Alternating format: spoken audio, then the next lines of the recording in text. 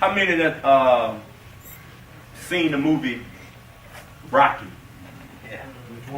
All of them. All five, right? Yes, sir. But particularly, I'll be talking about the first one, the first movie, Rocky. Now, we all know about old Rocky Balboa. I love that movie, but I want to show you how Rocky, how he went from where he was and accomplished the things that he was believing for and did in his life. Amen? I'm going to read you this. It says that Rocky was a small-time boxer. Somebody say small time. Small time. See, right now, you may be thinking you just small time, but God say despise not small beginnings. Amen? You might be small time right now in your eyesight, but God already see the greater picture. Amen? He already see greatness over you. He was a small-time boxer and a collector for a long shot. Now, the World Heavyweight Champion bout was scheduled for New Year's Day in 1976. Now, the heavyweight champion at that time was Apollo Creed. Apollo Creed. Now, when the opponent of Apollo Creed had got injured, the champion had to come up with an opponent. And here comes Rocky. See, and that's the thing here, right here. We have to recognize the opportunities and the doors that God opened for us so we can walk into the things that he has for us. Amen? It says that the reason that he was even able to fight the heavyweight champion because the heavyweight champion opponent had got injured. So what did that do? That opened the door with the opportunity for Rocky to come on in. Same with us. It says Apollo Creed, he comes up with the idea of giving Rocky, the local underdog, a shot at the title. And because he liked Rocky's nickname, you know, Rocky's nickname was the Italian Stallion. Yep, that's right. The Italian Stallion. It says he selected Rocky for his fight. And they started promoting the fight. And so when it came for fight time, it said to prepare for the fight, Rocky began to train. Training is equivalent to me saying he started acting on the opportunity that he was about to walk into. Amen. He started acting on it. So he started training. He had his trainer. His name was Mickey. It say Mickey always considered Rocky's potential to be better than his effort. And the two conflict over Mickey's motives for training Rocky they conflicted over how he was training Rocky for the fight. How many know that you got to have the right people in your corner when you're going through certain things? How many know you got to have the right people in your corner when you're going through things? If I'm going through a situation, I don't need you all in my ear talking negative and saying you ain't going to do this and you ain't going to do that. I need the person telling me, come on up, man, God, stand up on your feet. Let's walk this thing out. It's going to get better. Amen? Amen. One more round. You need somebody in your corner telling you, hey, one more round. Keep going. Right. You need the right person in your corner. So, the night before the fight, Rocky told his wife, Adrian, that, I'm paraphrasing, he said, baby, look. Adrian, by the way, that was her name. He told her, I really don't expect to win this fight. You know, he's the heavyweight champion. All I want to do is just last the whole fight, the whole 15 rounds, because he ain't never knocked nobody out before. You see? But I want to let you know that we should not have them type of expectations.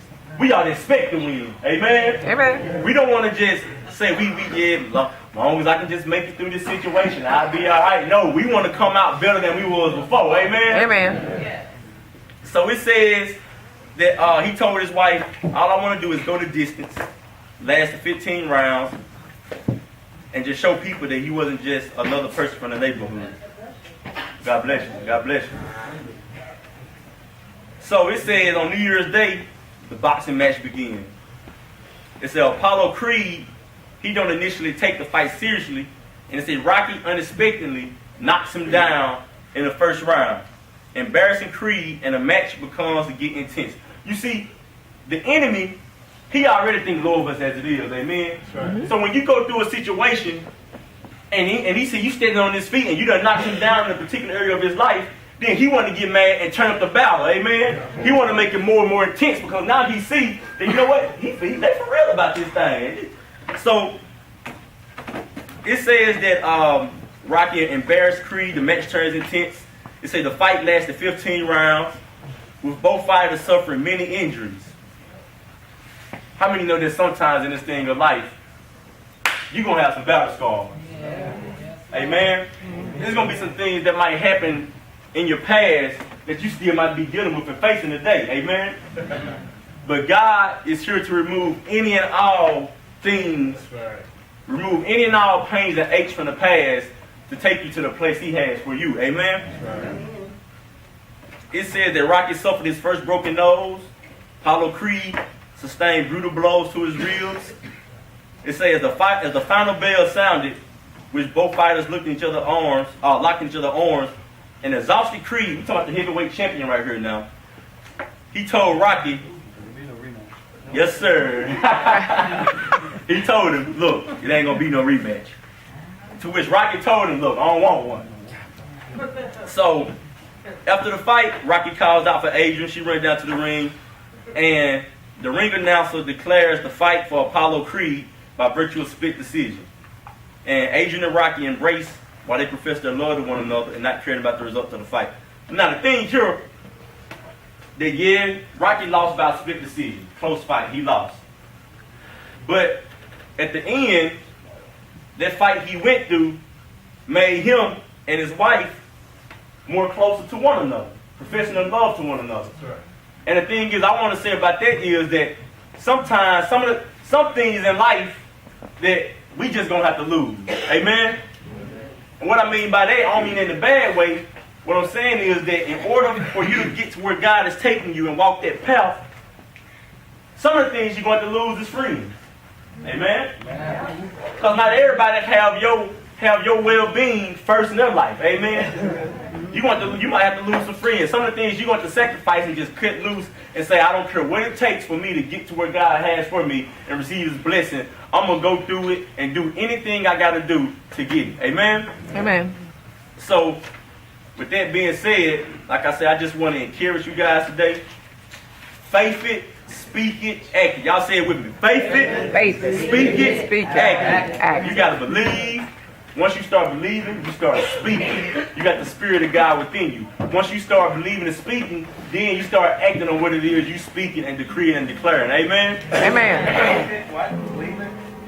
With that being said, I like to say that in order to get the full blessings out of God and the full results from faith in it and speaking it and acting it, you first got to have a personal relationship with Jesus Christ. Amen? Amen.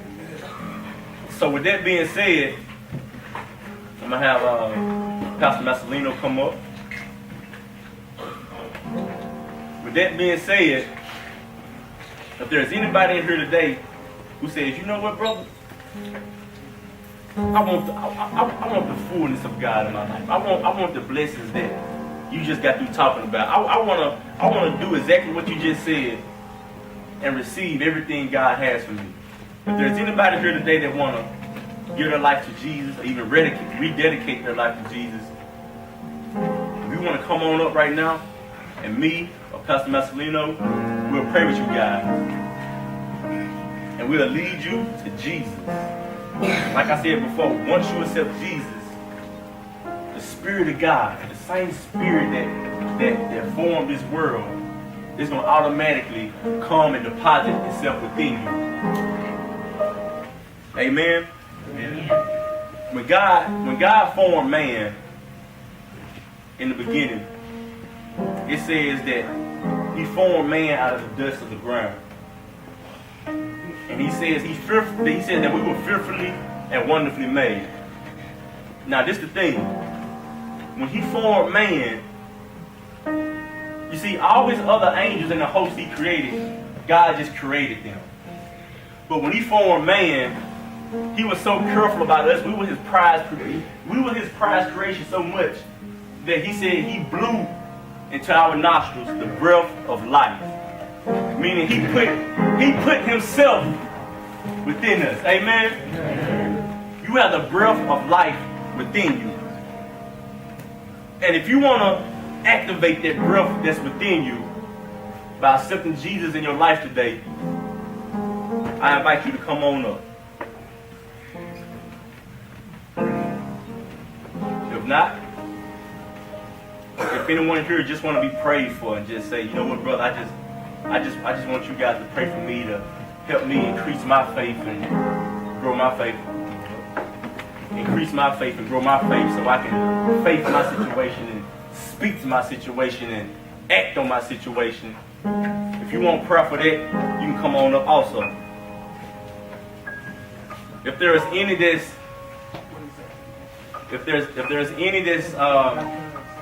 saying, well, you know what, minister, I've been doing everything that you've been talking about here.